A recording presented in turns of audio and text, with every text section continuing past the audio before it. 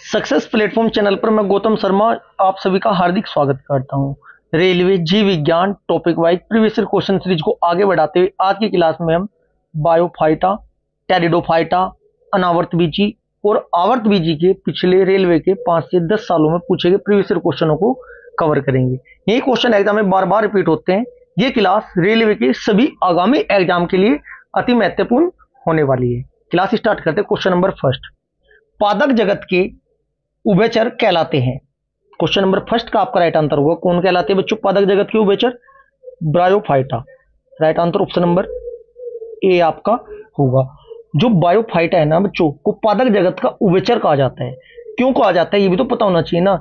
ये भूमि पर ना जीवित रहते हैं, परंतु ये लैंगिक जनन के लिए जल पर निर्भर होते हैं। क्लियर है? इतना आपको पता होना चाहिए और इसके एग्जाम्पल भी आपको पता होना चाहिए।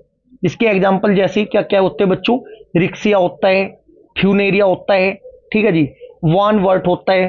Next question, question number second, निम्नलिखित में से कौन सा एक ब्रायोफाइटा नहीं है?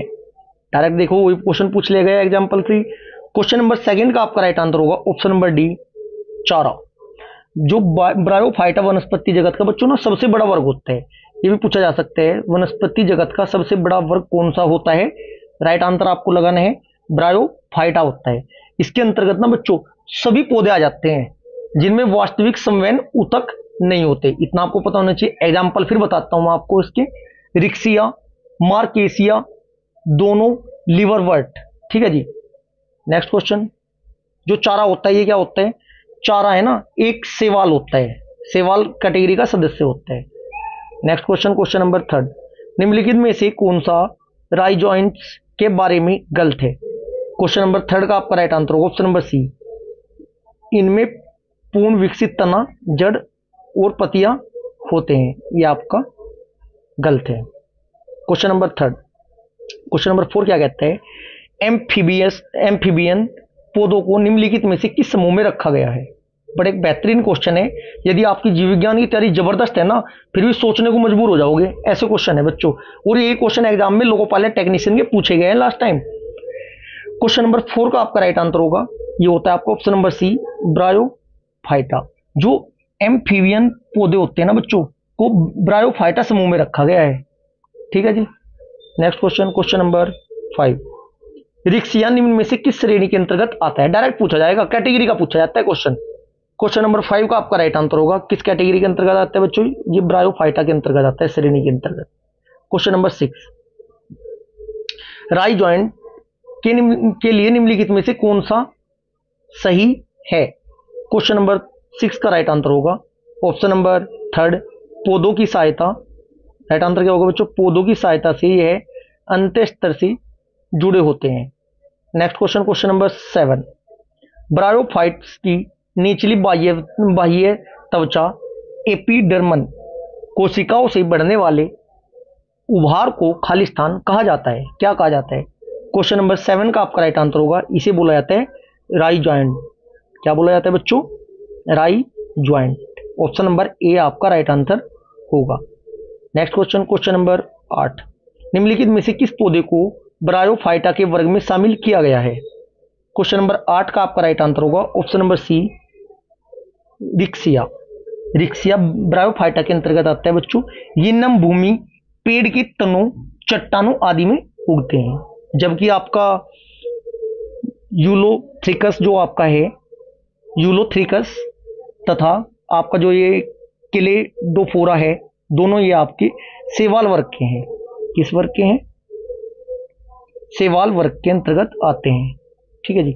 जबकि आपका ऑप्शन नंबर डी जो है मार्सिलिया, जो मार्सिलिया है जो टेरिडोफाइटा वर्ग के अंतर्गत आता है। इसके लिए बच्चों मैं आपके पूरे टॉपिक की एक ट्रिक वाली क्लास लेकर आऊंगा, कौन सा किसके अंतर्गत आता है उसको आप बहुत आसान तरीके से 5 से 7 मिनट की क्लास में आपको पूरे टॉपिक को कवर करा दूंगा।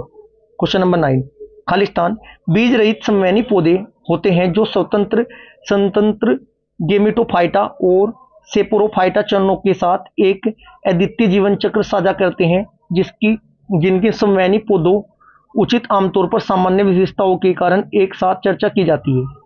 आपको राइट आंसर बताना है क्या होते हैं वो आपके। क्वेश्चन नंबर 9 का आपका राइट आंसर क्या हो जाएगा बच्चों? ऑप्शन नंबर बी होगा, इनको बोलते हैं pteridophyta. Next question, question number 10, pteridophyta समूह के पौधों में नहीं पाए जाते। क्या नहीं पाए जाते आपको बताना है। फूल कौन से में होते हैं, पत्ती कौन से में होती है, तो मैं आपको ट्रिक वाली क्लास में बहुत बेहतरीन तरीके से एक्सप्लेन करूंगा। 5 से 7 मिनट में पूरा टॉपिक आपके माइंड में सेट हो जाएगा, कभी रट्टाफिकेशन की आवश्यकता नहीं पड़नी। क्वेश्चन नंबर 10 का राइट आंसर होगा ऑप्शन नंबर बी, फूल। क्वेश्चन नंबर 11, निम्नलिखित में से कौन से पौधे थैलोफाइटा समूह में से संबंधित नहीं है। क्वेश्चन नंबर 11 का राइट आंसर होगा Marsilea, option number D. Question number 12, खालिस्तान समवैनी ऊतक वाले पहले जमीनी पौधे थे। क्वेश्चन नंबर 12 का आपका राइट आंसर होगा समवैनी ऊतक वाले पहले कौन से पौधे थे बच्चों, जमीनी पौधे थे, इनको बोला जाता है pteridophyta. Next question, question number 13, pteridophyta होते हैं या टेरिडोफाइड होते हैं, क्या होते हैं बच्चों, ये होते हैं बीज रहित समवैनी पौधे होते हैं। नेक्स्ट क्वेश्चन, क्वेश्चन नंबर 14, निम्नलिखित में से किसमें पौधे के शरीर को जड़ों, तने और पत्तियों में विभेदित किया जाता है। क्वेश्चन नंबर 14 का आपका राइट आंसर होगा, इसे बोलते हैं फ्यूनेरिया, ऑप्शन नंबर सी आपका राइट आंसर होगा। क्वेश्चन नंबर 15, निम्नलिखित में से कौन सा पौधा थैलोफाइटा समूह से संबंधित नहीं है। कौन सा नहीं है बच्चों, मार्सिलिया। ये मैं आपको लास्ट टाइम बताया था कि मार्सिलिया किसके अंतर्गत आपका आता है। क्वेश्चन नंबर 16, निम्नलिखित में से किन पौधों में गुप्त प्रजनन अंग पाए जाते हैं। गुप्त प्रजनन अंग किसमें पाए जाते हैं, राइट आंसर होगा ऑप्शन नंबर ए, मार्सिलिया में ही पाए जाते हैं। नेक्स्ट क्वेश्चन, क्वेश्चन नंबर 17, निम्नलिखित में से कौन से पौधे आवरण रहित बीज पाए जाते हैं, किन पौधों में आवरण रहित बीज पाए जाते हैं। क्वेश्चन नंबर 17 का आपका राइट आंसर होगा ऑप्शन नंबर डी, देवदार में। नेक्स्ट क्वेश्चन, क्वेश्चन नंबर 18, नगन बीजी होते हैं, कौन से होते हैं बच्चों, right answer option number A, Pinus नगन बीजी होते हैं। नेक्स्ट क्वेश्चन, क्वेश्चन नंबर 19, निम्न में से कौन सा समूह अनावर्त बीज उत्पन्न करता है। क्वेश्चन नंबर 19 का आपका राइट आंसर होगा ऑप्शन नंबर डी, इन्हें कहते हैं अनावर्त बीज। क्वेश्चन नंबर 20, अनावर्त या नगन बीज खालिस्तान में निर्मित होते हैं, कौन होते हैं बच्चों, ऑप्शन नंबर ए, अनावर्त बीज, जिसे बोलते हैं एंजियोस्पर्म। क्वेश्चन नंबर 21, निम्न में से कौन जिम्नोस्पर्म है। क्वेश्चन नंबर 21 का आपका राइट आंसर होगा ऑप्शन नंबर बी, चीड़ है जी। आवर्त बीजी वनस्पति में ना सबसे बड़ा उदाहरण बच्चों कोनधारी वृक्ष होते हैं, जिनकी श्रेणी में ना चीड़ या पाइन, सोनोबर या फर, देवदार जिसे सीडर कहते हैं, ये शामिल होते हैं। क्वेश्चन नंबर 22, अच्छी तरह से विविधित प्रजनन ऊतकों के साथ पौधे जो अंतः बीज बनाते हैं वह कहलाते हैं, वे क्या कहलाते हैं बच्चों, right answer option number C, phanerogam. Question number 23, किसमें वेसल्स प्रमुख जल संवहन कोशिकाएं होती है, यह आपको बताना है किसमें होती है बच्चों। क्वेश्चन नंबर 23 का आपका राइट आंसर होगा ऑप्शन नंबर डी, एंजियोस्पर्म में। किसमें बच्चों, एंजियोस्पर्म में।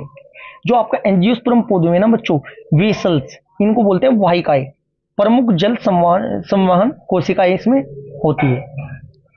नेक्स्ट क्वेश्चन, क्वेश्चन नंबर 24, परागन खालिस्तान समूह के पौधों की एक विशेषता है, क्या है बच्चों, राइट आंसर होगा एंजियोस्पर्म। ये परागन वाला क्वेश्चन रेलवे के एग्जाम में बार बार पूछा जाता है, एंजियोस्पर्म्स होते हैं बच्चों। क्वेश्चन नंबर 25, खालिस्तान के प्रजनन संबंधित भाग फूल में स्थिर होते हैं, किसमें बच्चों। क्वेश्चन नंबर 25 का आपका राइट आंसर क्या होगा, खालिस्तान के प्रजनन संबंधित भाग फूल में स्थित होते हैं, क्या होते हैं ये आपको बताना है।